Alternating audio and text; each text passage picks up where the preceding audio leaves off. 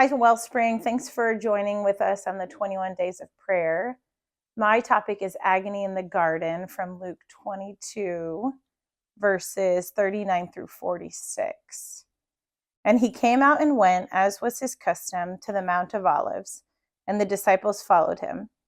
And when he came to the place, he said to them, "Pray that you may not enter into temptation."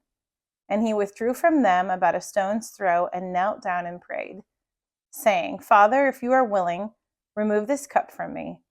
Nevertheless, not my will, but yours be done."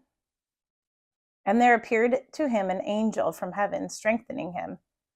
And being in agony, he prayed more earnestly, and his sweat became like great drops of blood falling down from the ground. And when he rose from prayer, he came to the disciples and found them sleeping for sorrow.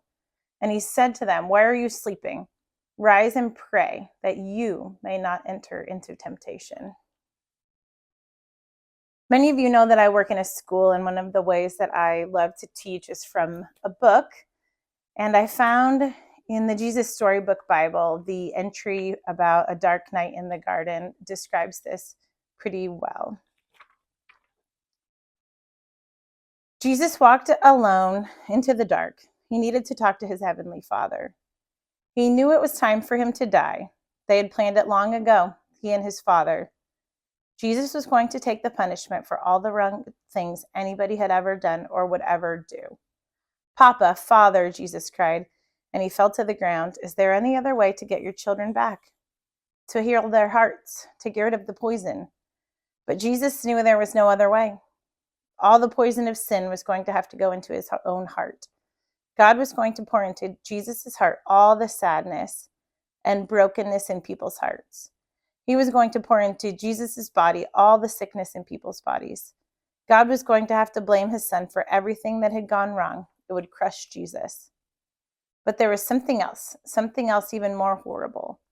When people ran away from God, they lost God. It was what happened when they ran away. Not being close to God was like a punishment. Jesus was going to take that punishment. Jesus knew what that meant. He was going to lose his Father, and that, Jesus knew, would break his heart into two. Jesus wasn't warning his disciples about falling asleep. He knew that they were going to fall asleep from grief.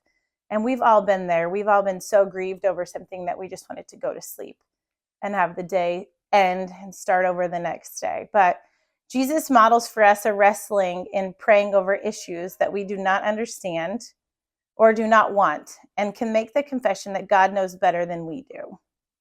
Let's take a minute to thank him for that.